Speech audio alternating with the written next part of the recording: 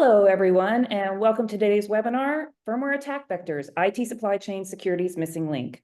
My name is Melissa Russell, and I'll be handling the administrative side of today's webinar.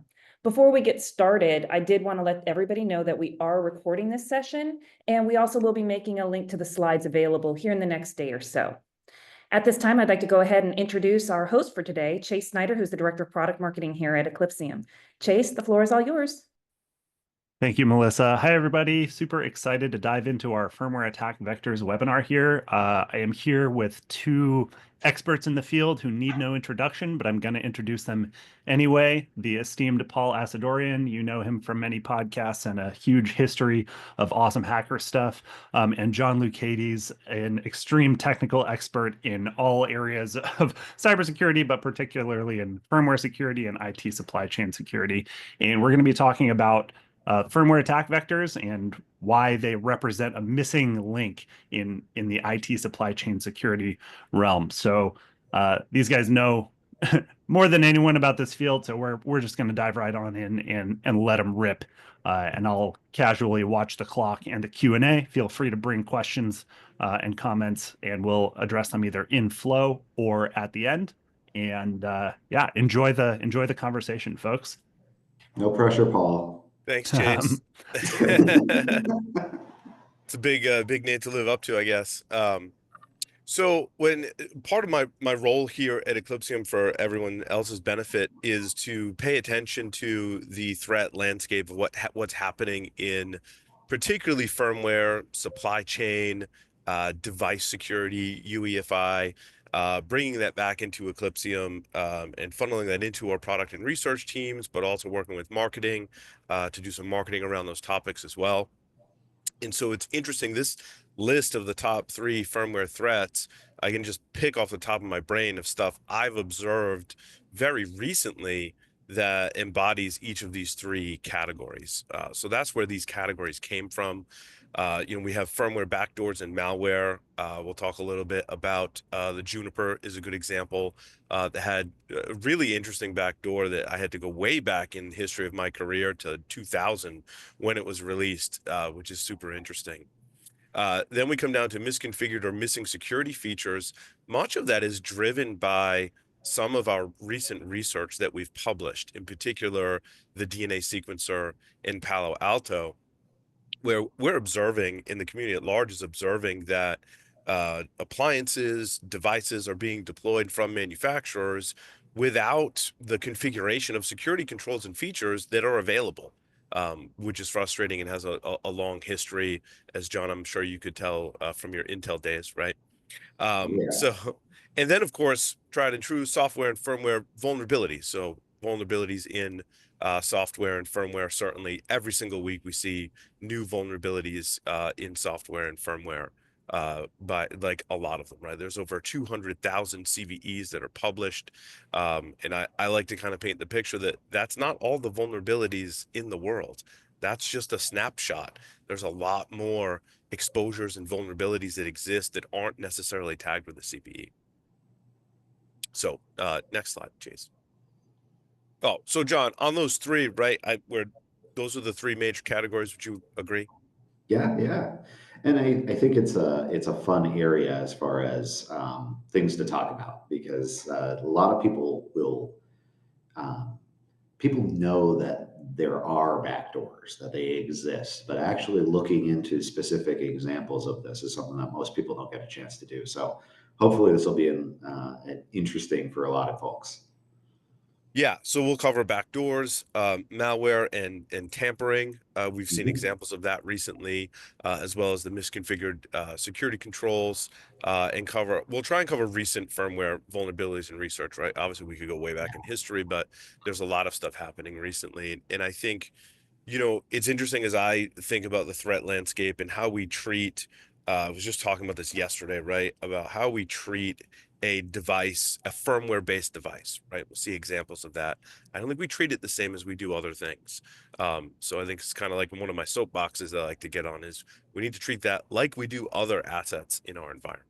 And of course, my favorite quote, I think I stumbled across this when I joined Eclipsium in 2022. I was actually reading an Ars Technica article, And for some reason, I went into the comments of that article. And oftentimes, especially with Ars Technica, when they write up something about firmware related, Dan Gooden does a great job of doing this, right? He's very technical. I like to go read the comments to get people's impression. And buried on like page 2 or 3 in those comments was this quote. So I don't know who I can attribute it to, but whoever you are, I use this quote all the time and I thank you tremendously, because firmware is really just software that's inconvenient to program. And I like to talk about how hardware is really just a paperweight without any software or firmware to drive it, right? So that's when we get into when we talk about hardware security versus firmware security versus software security. The lines are very blurred. Attribution is hard, Paul. Yes. Well, and terminology is hard as well, right? So next slide. And this one's certainly a classic, right? I talked about when I joined Eclipsium. This was one of the eye-opening things for me, having worked in security for as long as I have. Sometimes I used to think I had it like down. Like I know what to secure. I know what I have. I can go secure it. I can monitor the network. I can secure the operating system. But when I really dug into a lot of the research we've done here at Eclipsium and others in the community, I'm like, wow, there's computers inside my computer that don't get the same level of security or scrutiny that we do from the operating system and above. So I like to draw this delineation between, operating system and beyond security. But then before that, there's so much that happens and so many different components on our PC servers and laptops, as well as network and security appliances and other devices we bring in to the enterprise. And recently we'll talk about some microcode, which is the code that runs inside of CPUs. There's BMCs and ME chipsets, right, which are small computers inside your computer that have access to everything, so that you can build a computer or rebuild it when it's powered off, but the chip still has power, and it needs those kind of tentacles into the rest of the hardware. And then all of your peripherals, memory, network cards, all have firmware.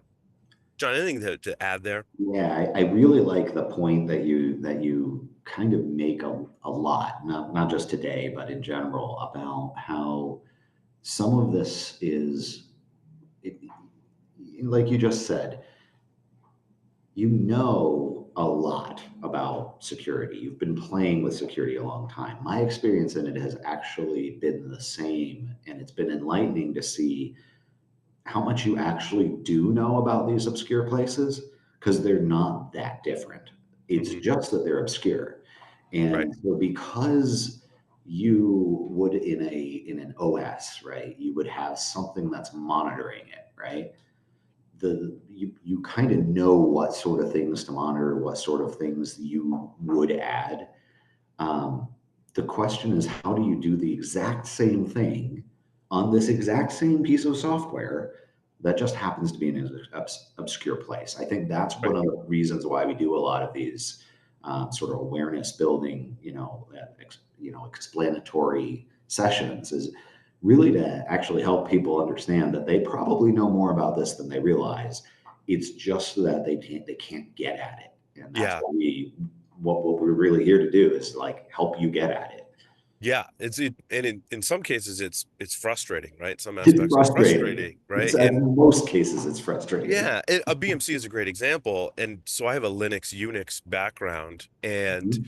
the chips that drive the BMC, I'm like, oh, they run Linux. I'm like, I know how to secure Linux. Like I've done a pretty Yeah, good job in my career learning Linux. There's people that are far more advanced than I that I ask questions of, that, right, are experts in Linux. And I'm like, well, oh, I have Linux in a BMC, but I can't necessarily treat it the same way due to many limitations and just how it's implemented on these systems.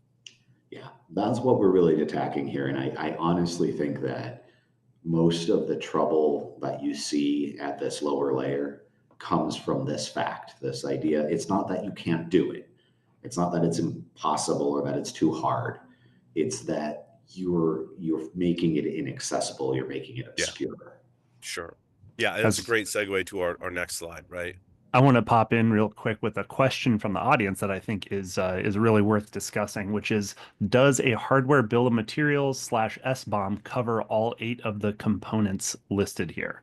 That's a great question, Chris. Yeah. That's a fun one. And it's conversations that I'm having not publicly but privately currently with thought leaders in this space of SBOMs and hardware bill of materials and firmware bill of materials, and it's certainly something that I'm pushing for, that John's pushing for, that we're trying to work with stakeholders and leaders in our community to come up with a better way, a better standard for manufacturers to produce a bill of materials.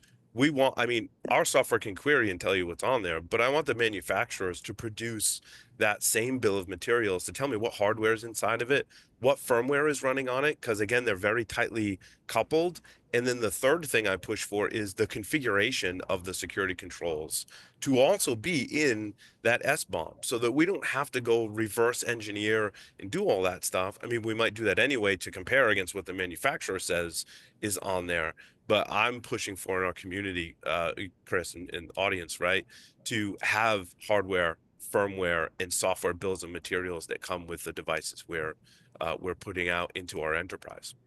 Hey, Paul, that question and a lot of the things you just said remind me of pretty sure you did an interview with Bob Martin a Yes. while back, and he has the system of trust thing that he's been working on, but he's also deeply embedded in a lot of the standards for SBOM.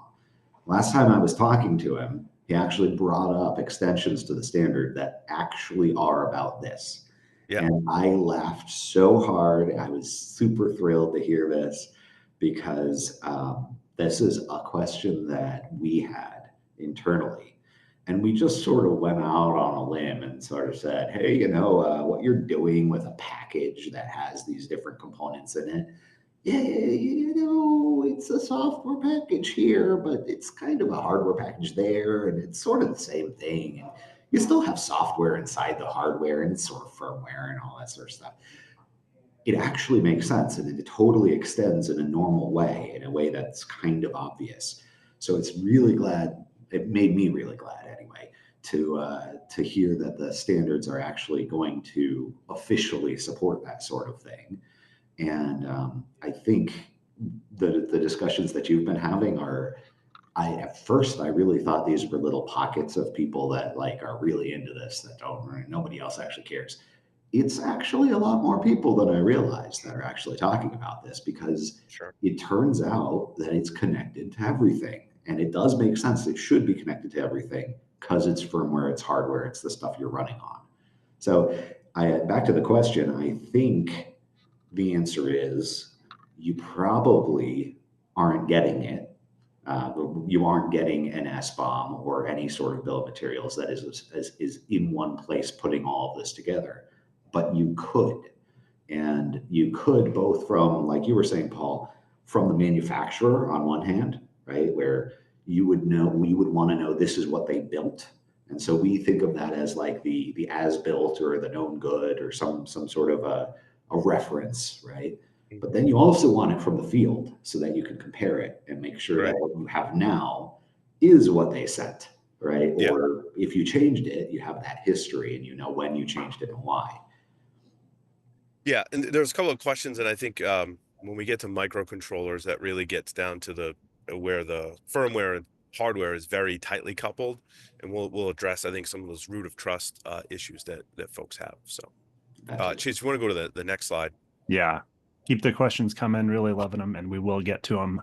Lots of material to cover, and it is relevant to where we're going. Yeah. So, it's interesting.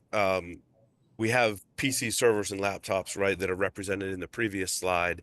And then in an enterprise, we bring in a lot of other different types of devices. And I'm trying to differentiate between PC servers and laptops, enterprise devices, which is what's on this slide, from IoT, which is typically consumer. And then I think an offshoot of that is OT or, ICS, SCADA type systems, right?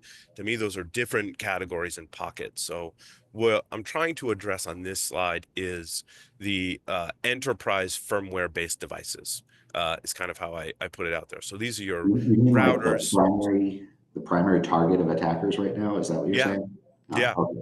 And Good attackers point. are, yeah, I mean, we're getting ready to, we've been analyzing the Black Basta chat log leak, right? Love it when chat logs leak from Well, those are great. ransomware groups. We get it's the best threat intelligence, in my opinion, right? Or one of the best sources of threat intelligence. So, the VPN devices, routers, switches, Wi-Fi, cameras.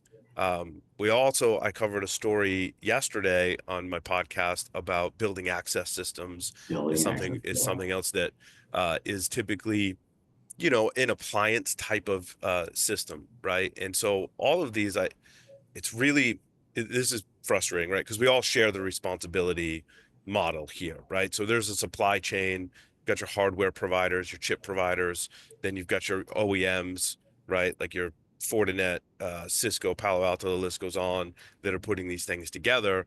And then you as the end consumer, we all, much like the cloud, have a shared responsibility model. And I think we all collectively have to do a better job of applying security that we already know. It's really not new or innovative, right?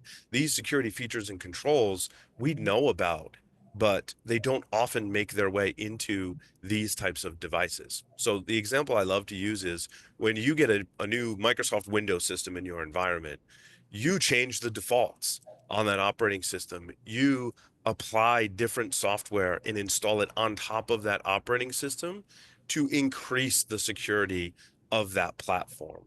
But when we get a router, switch, firewall, VPN, we don't do that. And I'm not saying it's your fault as the end consumer. Oftentimes you can't do that. You can't. Where's my EDR for my VPN appliance, right? It either doesn't exist, or the vendors don't allow that level of access to the system because they want to simplify it. I mean, that's one reason why you've got an appliance is I don't want all that responsibility, right? I don't want to go build my own VPN and configure all the software and the operating system. I want to go buy it from someone, and I want less responsibility. But that means the responsibility of security has to come from upstream, has to be upstream from not, from the hardware providers, but also from the OEMs in this case. I think that's the huge point here. Why do you do this, right? You do this so that you can offload the responsibility someplace else. Okay, but there are certain things that don't transfer. Yeah. And in fact, there are certain things that will make the job harder. And so one of the things I know we're going to get into it later in the slides here, but I think it's important here. We are sometimes really making our own lives much harder by locking down and oversimplifying a device. Mm-hmm. And that is exactly when you don't have access. You don't have any way of getting at the thing. So like Right. you, Paul, you know how to set up a secure Linux system. You've done it a zillion times. Mm-hmm. If you're running a Linux system in your appliance and Paul can't actually like get at it, it's probably worse. It makes his job harder to secure this thing. And every one of these attacks is it's almost like frustrating. You see how much of that happens over and over and over, and there's no way to get at it. There's no way to do anything about it. Automation would be great. It would be also awesome if the model of offloading the responsibility to someone else just worked. Mm-hmm. But like we live in the real world, that doesn't happen, right? What Yeah. actually happens is it's some sort of give and take, shared responsibility. Let's not make our own jobs harder by making these things inaccessible. Yeah, and Sophos, the Pacific Rim report from Sophos really shined a light on that. We'll talk about it in a little more Yeah. detail, but essentially they were able to deploy software that let them figure out what the attackers were typing on the devices. And I'm like, why don't we all have that Why don't I level get to do of that? visibility? I want to see that too, right? So that was really kind of an eye-opening experience. Yeah. Next slide. So we have all of these components, right, that we've talked about in our PC servers and laptops. It's interesting, very similar manner. We have the same components and vulnerabilities inside of our devices and appliances and all types of other things we're bringing into our enterprise as well. I don't like to use the term, I want to use the term commodity hardware and software, but I don't. But when you get a firewall or VPN appliance, typically it's Intel, AMD hardware with some type of Linux software that's underneath it. And that comes along with it many of the vulnerabilities that are on this slide that are obscure, right? The same in our PC servers and laptops. We still have, these vulnerabilities as well, which is not necessarily easy to access, as we can attest in our own software stack in product, right?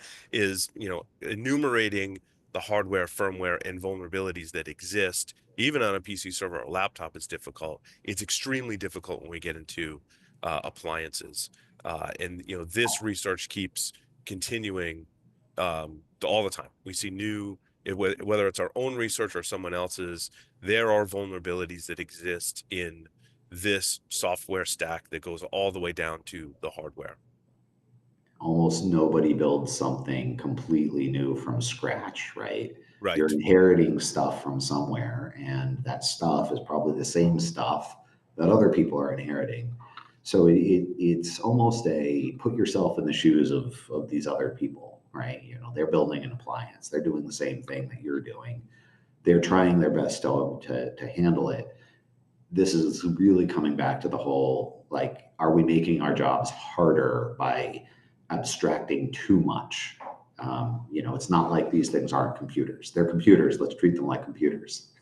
Right. And they're not delivered to your doorstep securely. Like if that was the case, we could all like retire and go home, right? When you get the stuff, it still requires the same scrutiny that we apply to the other software and operating systems we bring into our environment. I think the assumption is, oh, like when I get my PC servers and laptops, the OEM is taking care of security for me. And we almost have this preconceived notion that the responsibility solely falls on the OEM and everyone else upstream. And that's not the case. We still have responsibilities. We still have security vulnerabilities and exposures that have to be addressed below the operating system layer.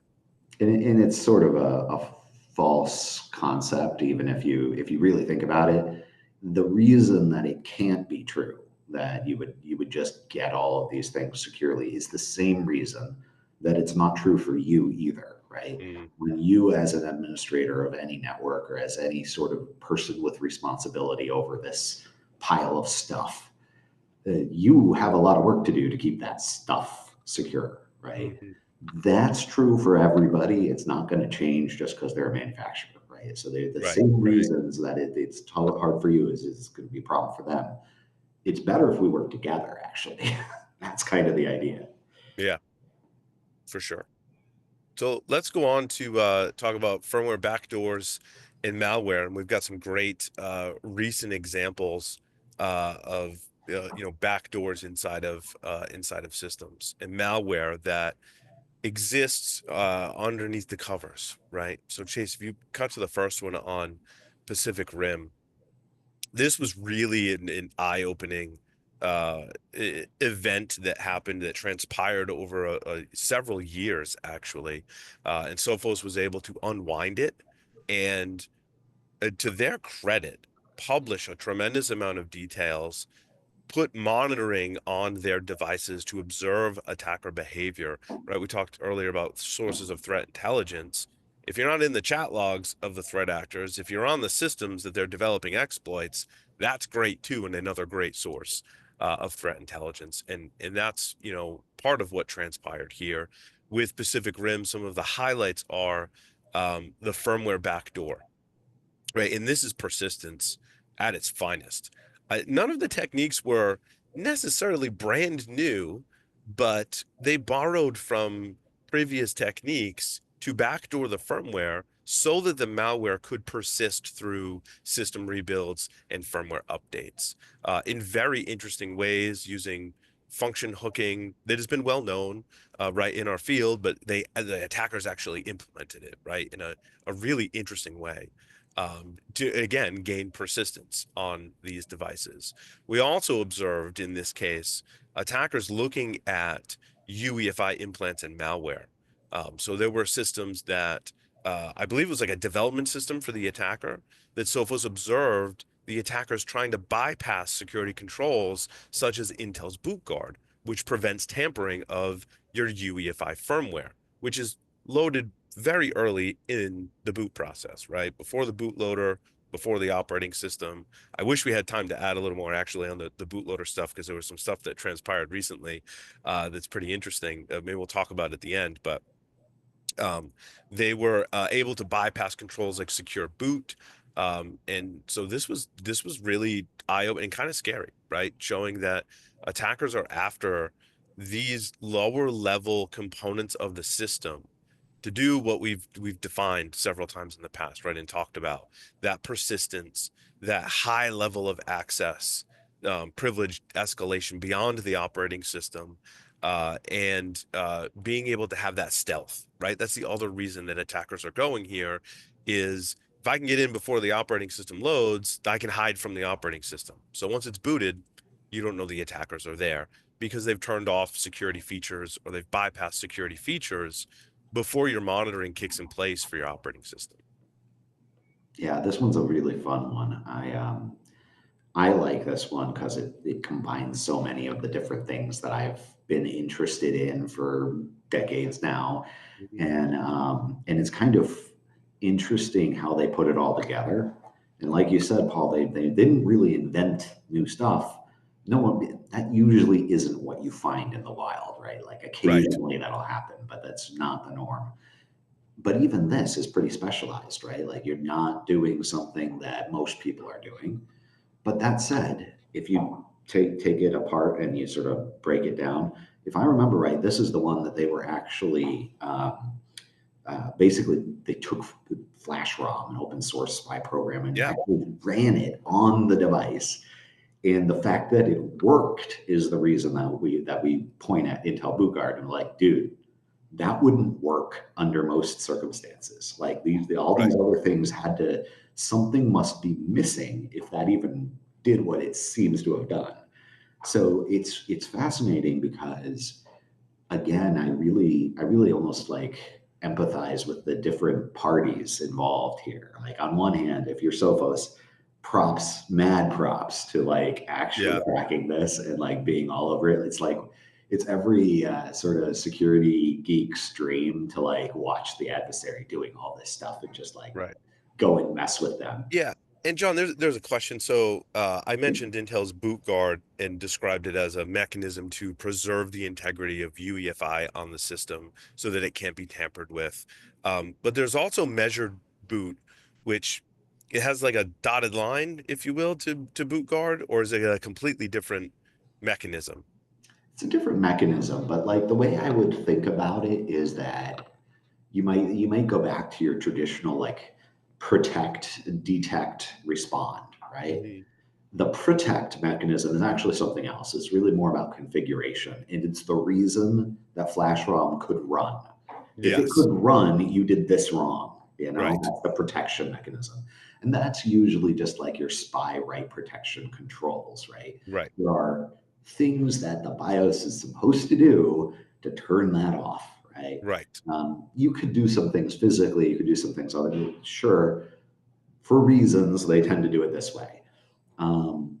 The detect mechanism is actually where both of Intel Boot Guard and measured boot kind of belong, right? Hmm. Now you can tie things together and make it sort of a response, and that's called putting together the whole security argument, right? Like the whole Right. security Right. story of this device.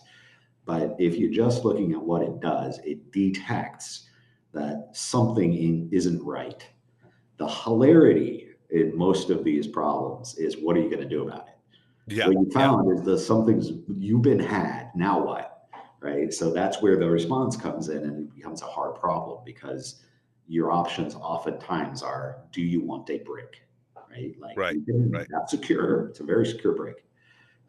So I think Yeah, so I think measured boot and verified boot are like as the system's booting before secure boot kicks in, it's doing stages. verification that Yeah. something it hasn't Early changed. boot, hardware reset vector, that's Intel boot guard. that sort of stuff. Mhm. Later in the boot, as you're getting through all of these different modules that do different things, that's where measured boot can become really Gotcha. interesting. And measured boot is fun because it can transition over to the operating system too. So you can actually be at Right. runtime and still extending that. Yeah, next slide, Chase. Yeah, so this one was super interesting. I'm still like curious how they were able to compile this code for Juniper platforms, right? Because it's not like, yeah, you compile code for Linux and different architectures, but Juniper has a interesting kind of proprietary platform, which turns out people can run malware on. And this one was dubbed the JMagic backdoor. And it really took me back to the days of analyzing network packets and traffic. So essentially, this backdoor, which is CDOR, is the original name. The original code was published in 2000. Those that remember FX or Felix of the Phenelit group, right? They published a lot of attack tools back in the day, 25 years ago now, right? And this particular backdoor sets up listeners. So it's basically a passive network listening component to it that looks for certain indicators or flags inside of TCP IP packets. So if it sees a packet that has these certain characteristics, this header field is set to this, the initial sequence number is set to this or contains this character, it initiates the reverse shell backdoor to whoever sent those packets. So when I looked at the list of like characteristics of each of the packets, I was like, well, we could, like, back in the day, off the top of my head, I could write snort rules, for that. I haven't done that in a really long time, but like these are, fundamental TCP/IP things that you could write rules for. Um, and it's interesting, as I dug into this a little more, I kind of had that, as I'm reading, I had this thought. I'm like, well, if anyone can send these packets, anyone can get shoveled a shell on from the device, except they put an RSA challenge in there, right? They hard coded a challenge. So there's some protection so that not just anyone on the internet can go get this reverse shell with this malware running on it. It's specific to whoever has the private key. Indicators of compromise were published. We put detections in our product for the vulnerabilities, and much of this behavior exists in our product. And the link I have there on the right to the code is actually, and we've kind of hinted towards this, right? Someone does a proof of concept, publishes something, really cool backdoor. Someone else changes it, makes it a little better, and then the attackers take that, change it, modify it, make it a little better, and put it in practice. So that was kind of the progression here. And this was 25 years in the making, right? Original code's 25 years old, but still applicable today. That was one of the cool things about this. Paul, I'm really glad to hear that the attack code after a quarter century has actually introduced authentication into Right. Yeah. their Yes. backdoor stuff. Like we're all learning and getting better at security. That's great. Right. They got to protect their turf, right? That's right. Compromise a bunch of Juniper routers, you want to protect them. So, next slide, please. Oh, so speaking of backdoors, this was an interesting one. In the essence of time, we won't go into all the details, but you can go read the report from CISA, which contains a lot of technical details about how they worked with an independent researcher to initially observe what they believed was a backdoor on a patient monitoring system. So the Context CMS 8000, also branded as several other different devices to make it even more confusing, is if you work in healthcare, right? You know that if someone goes in the hospital, you want to monitor their vital signs. This is one of the devices that will do that. Turns out it's a Linux-based device under the covers, except in this case, there was what they believed to be a backdoor that was accepting files and software over NFS from an IP address that was associated with a university in China. Highly suspicious. I don't blame them for this. Like this, that my radar would go off and be like, well, what's going on here? Why is my patient monitoring system essentially being backdoored from an IP address in China that's not associated with the manufacturer, but a university. There was also evidence that patient records were being sent externally to this IP address as well in the initial report. So, Chase, you go to the next slide. Enter the security research community who took to eBay and said, well, I want to go buy one of these devices. I want to pull it apart and I want to see what everyone else is seeing, right? And this is a completely healthy thing. So a couple of different independent security researchers, Matt Brown being one of them. If you're into firmware security, Matt Brown's YouTube channel is fantastic. We did an interview with Matt on the Below the Surface podcast that you can find in our archives as well. So he dug into it. Clarity's Team 82 dug into it.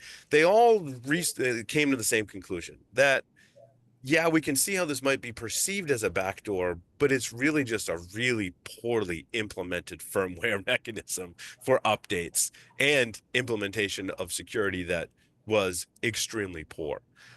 So Clarity's conclusion there kind of, sums it up for us, that the IP addresses that they observed from the university are actually in the manual, right? The manual has you go through, like, reconfigure that. And Matt Brown has a whole video where he tears it down. I believe hardware-wise, he removed the SPY flash chip, pulled the firmware off of it, and did some analysis of it. So you can watch him do that in the YouTube video. So again, not a backdoor, perceived as a backdoor, but still very risky. Now it's right, may not be a backdoor put there on purpose, but it's such poor security inside of firmware that it's something we need to be aware of and almost treat like it is a backdoor because the firmware is so insecure. I really like that point, right? Because if you find a backdoor, which, we've been through this too, right? Yeah. And you can actually say the same stuff about, our gigabyte research, right? The interesting problem with backdoors is that, at least when they're not immensely stupid, right? Like, you can be immensely stupid. This is absolutely true. But most of the time they look the same as just a really bad security practice, right? Yeah, it's true. And telling the difference is a matter of intent, right? And I always like to go into this almost philosophical part of the security stuff we do, because it really is, it matters. If you put it there with the intent of actually messing with people, okay, it's backdoor. You did the exact same thing by accident. Well, maybe it's not a backdoor. It's just a bug or a vulnerability or whatever. From our perspective as end users, as people who rely on this stuff for, I don't know, tracking medical patients, Right. I kind of don't care, right? Like, this is bad. Response is you're still going to clean it up. And that's what I'm this going to care conversation. about. Yeah. Right? Yeah. Now, you should probably treat it like it's a backdoor, just from a conservative, well, I can't tell that it's not kind of perspective. And, when you're cleaning it up, maybe treat it that way. But at the same time, it's always going to look like that every time, whether it's a backdoor or not. And that's the sort of interesting side to this, where as we are doing our work, both as researchers and developing a product, this is going to happen all the time. And so this is where a lot of our anomaly detection comes into play. And you start to say, well, it's suspicious. It's going to get there. Right. We need to investigate some more before we tell you if that's really a problem, but it's messed up. Yeah. But this was good regardless whether it was there on purpose or not. It raised awareness. The CISA worked with FDA, and we should be working to, address the exposures and vulnerabilities that exist in these systems. Now I'm thinking about it. I had a routine medical procedure yesterday, and they didn't check to see what monitor. Look at the model next time. They came at me with the things that, monitor my vitals, and I should have asked them, hey, are you using a CMS 8000? Because if you are, like, I got to look at the firmware first. Right. So I think this is actually a good thing anytime it happens, when you have, especially it went full circle. It was great. You had some party do some security research, found something interesting. It went wrapped around the rest of the security community, and they added to it. And yes, honestly, that's how it works. That's the good outcome. And I think we're all better off for this sort of thing. What we need to start understanding, especially those of us that are deep into it, is there are patterns to this. That's a pattern. It's a good pattern. when these things happen, it's going to look like the same, right? It's going to look Right. like well, I think that might be a backdoor. And then everybody's going to pile on and we'll dig into it and we'll figure out some stuff. It's wild when you get things like the SSH backdoor and somebody actually goes in there like, there is no way Right. that That's somebody true. did this, Yeah. did any other idea Yeah. than just taking over the world. Yeah. We can infer intent. Chase, you want to move us to misconfigured and missing security controls that we've observed. And to set the stage, we'll just pivot to the next slide. I've been thinking about these categories of firmware protection. And for me, these are three distinct security controls that can be implemented by the manufacturer or developer of the device. So the first is signature verification. Is the software that I'm running and or updating on this device the software that the manufacturer and I intend to put on this device to prevent tampering or backdoors, right? Then we also have secure boot, which many of us associate UEFI secure boot. However, when we look at various different devices, there are secure boot mechanisms and processes that aren't the UEFI standard, but a different standard. But the intent is the same. As the system boots, am I loading software that I should be loading that doesn't contain vulnerabilities and or backdoors inside of it, and implementing a root of trust for the boot process? Then you have firmware encryption. That is, the firmware that I'm installing on the device has been encrypted and needs a decryption key stored somewhere, maybe in hardware, maybe in software, to decrypt that firmware. My question, John, that I've been meaning to ask you, so we'll just do it live on the air, is I'm debating the value of firmware encryption. What value, what added security benefit is provided by encrypting the firmware? Because once the system's running, it's decrypted, and that's typically the attack surface the attackers are going after, is once everything's already been decrypted. Yeah, I think you really have to kind of examine in each case that back to the intent. Although now we're kind of on the defender side, right? What Right. were you trying to accomplish? In many worlds that I've kind of participated in, the actual intent is IP protection, right? You're Yeah. trying to make it hard Agreed. for somebody to copy your code and repurpose it, right? Or Right. use it someplace, right? Whatever. Make counterfeit devices, something like that. So IP protection, at the very least, at least you have more or less the right tools for this particular purpose, right? You're going to take some confidentiality property and apply the encryption tools to it. Okay, but and IP protection has maybe different flavors to it. Mm-hmm. And you also have this idea that if I get it wrong, well, probably people aren't going to die, right? Like there's a level to this, right? So, okay, maybe if I just obscurely put the key somewhere in some way that's sort of a pain, I made it harder for you to copy my IP. Mission accomplished. Yeah. Okay, I did my job. Yeah, and Chris in the audience says, there's a history of it in gaming and DRM movies, Yeah, protection right. as well, right? IP That's the protection. benefit. It's less of a benefit to necessarily protect against attacks or the consumer, more to protect intellectual property. But signature verification and secure boot do things to preserve the integrity of the platform that increases the security overall of the device. Firmware encryption, in my mind, also has a benefit maybe to the manufacturer, that it's harder for legitimate security researchers or threat actors to gain access to the software to find vulnerabilities, right? And that's where you get And that's into the the double-edged frustrating thing. sword. Yeah, I want to find vulnerabilities, but I disclose them responsibly. Threat actors not necessarily. So we have that. So here's the piece that gets me onto my pedestal here, where I have issues, right? And it's the double-edged sword there that is making a trade-off, and you're deciding that your IP protection is more important than my ability to monitor my device. And that's when I start to become kind of annoyed by this sort of thing, because all you've done is made it harder for me to defend this thing. Right. Agreed. And back to that shared responsibility model. If Yep. we work together, we have a much better chance of actually defending these random devices.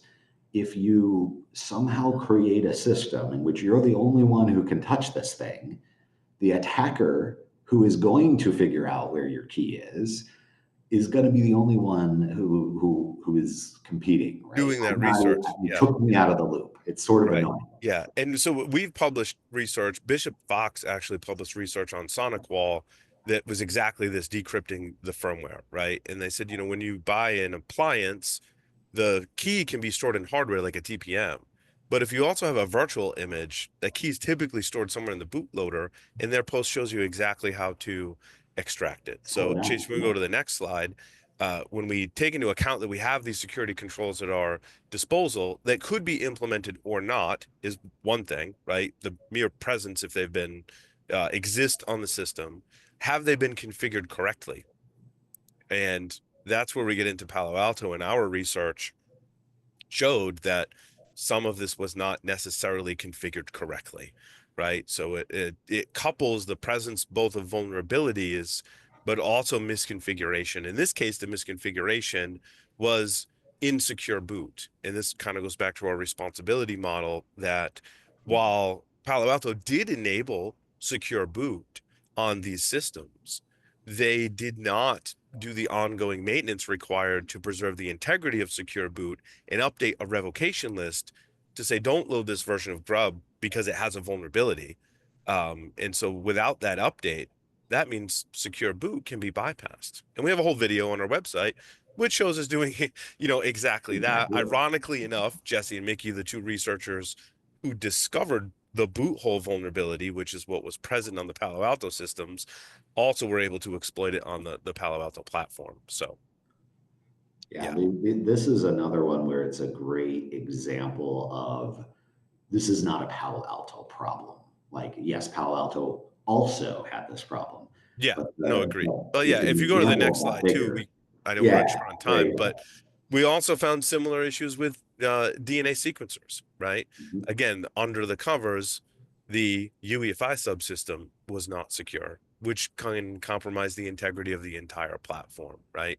And this is used for genetic engineering in the field. So being able as an attacker to, if you compromise the device, gain that level of persistence and stealth to accomplish your goals is kind of scary, right? To be able to potentially modify the outcomes of something like a genetic sequencer and do that very stealthily with persistence is where this research comes into play.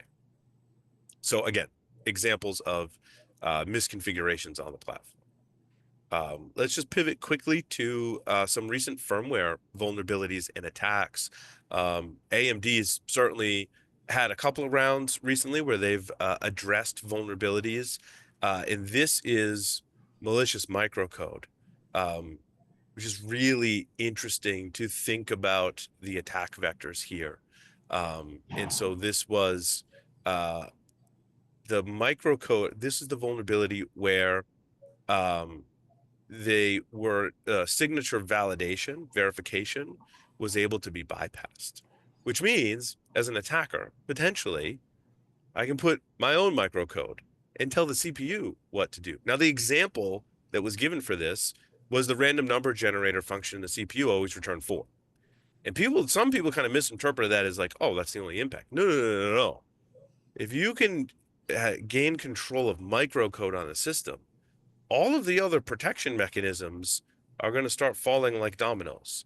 AMD's SEV, which is the memory protection used largely in cloud computing and virtualization to preserve tenants' memory spaces, also would be not applicable if an attacker were to control things inside of the CPU microcode. And there's lots of other examples of protections that could be bypassed, right, with CPU microcode. This is sort of the holy grail for at least circles that I've been swimming in for a while. Yeah. Everybody knows, well, a lot of us know that that microcode exists. It's wild what it can do, and So as a security researcher, this is like, oh, I want that. I want to find a way to get at that. Traditionally, this is very hard for a lot of reasons. Mm-hmm. And so it's wild to actually get something like this where you found a bypass, and you found a bypass in one of the worst ways. You got like a way to actually build your own malicious microcode. That's amazing. And it's not microcode like baked in. We're talking about a microcode patch, an update file, Right. then bypassing the signature check on the update. So I'm changing your machine. That's Right. wild. That's awesome. I mean, not for anybody who's being No, tricky about well, it. Man, that's yeah. pretty So fun. make sure you apply microcode patches. Our product was updated to detect the missing microcode updates on your systems, which can be, just throwing this out there, very difficult waters to navigate to determine which microcode do I have, what update do I need, and how do I apply it. Are all very Yeah. good questions and not always very straightforward to answer. And we Oh, try and put that in our product to make that easier for people. yeah. Next slide. So super micro. So we talked about BMCs a little bit, and it's interesting. This is the same class of vulnerability applicable to a BMC, right? And so when we think about what has the most privileges on a system, it's really the BMC, because it can operate not just independent of the operating system, but independent of the rest of the boot process and security protections that exist, because it operates independently and has these tentacles, right, that go into all of the hardware.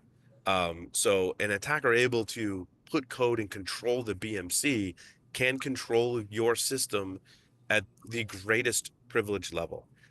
One of our Below the Surface podcasts, Vlad gave perhaps the most evil example. Vlad is one of our security researchers and came on the show and shared some of his research on BMCs and said, thankfully did not release this, but wrote code that basically exploited the vulnerabilities into BMC, changed the code so that it would go into an infinite reboot loop.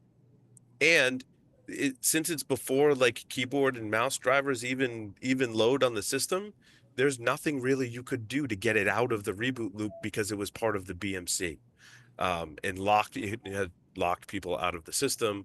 And until you can like get a spy programmer and rewrite the code on the BMC is the only thing I can think of to remediate that. So BMC vulnerabilities are certainly ones to pay attention to because of that high level of access. And hopefully that code that Vlad wrote never gets out to the public or gives anyone else ideas.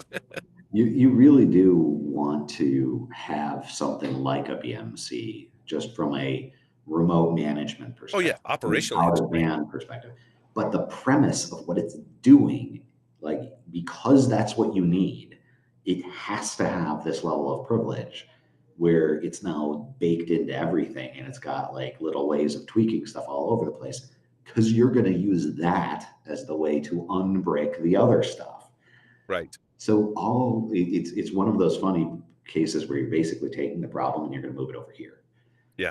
And it's one of those, another one that because of that we try to have these things locked down. Manufacturers do actually spend a lot of time on that, but there's a problem here that is the same as the ones we talked about earlier, like the Palo Altos, where you've got a pretty good system right now. You've tried, you've done reasonably due diligence, but 2 years later, or 6 months later, or 2 months later, it's not good enough anymore, right? It's Right. how security works.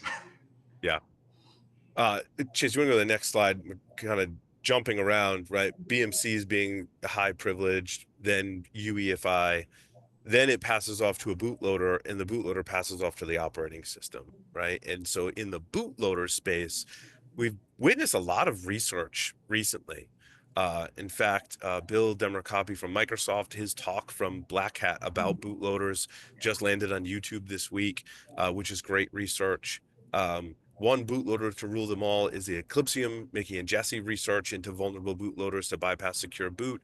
ESET published in January very similar vulnerabilities in bootloaders. There was the Boot Kitty research, that it was yet another research on bootloaders and boot kits. And then recently, so new we don't even have a slide for it, but Grub 2 contains several vulnerabilities that can be used to bypass secure boot.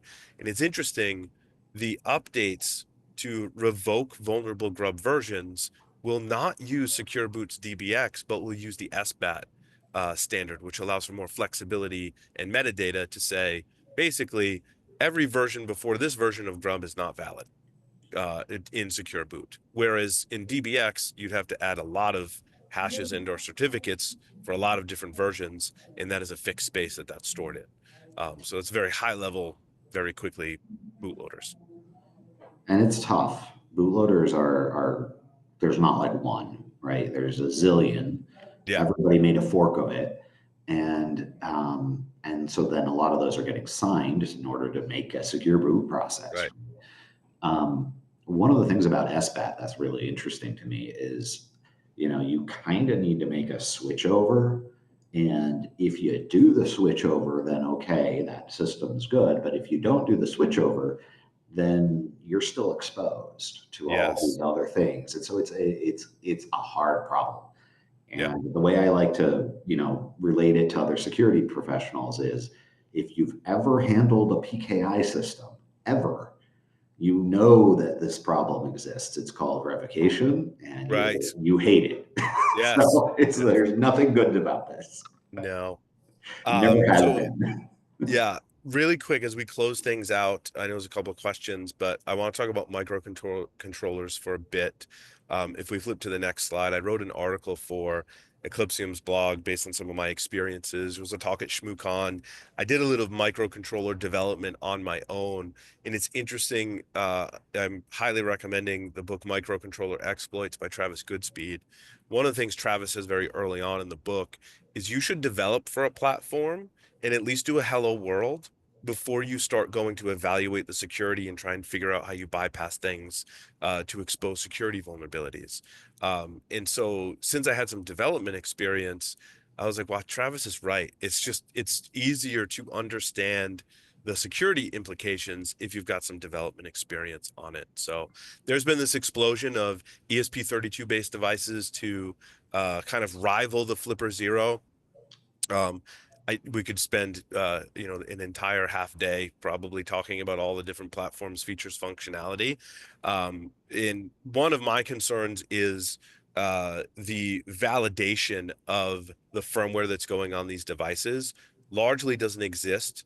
Most of us that are in security research that want to use this as a tool are going to a website. That website is popping firmware on our device and there's no validation. Now, some of those mechanisms, they are available on the platforms. Various platforms such as ESP32 has a concept of secure boot. It's very different from UEFI secure boot. One major difference is once you enable secure boot on an ESP32, you can't disable it because the value gets burned into an eFuse on the board.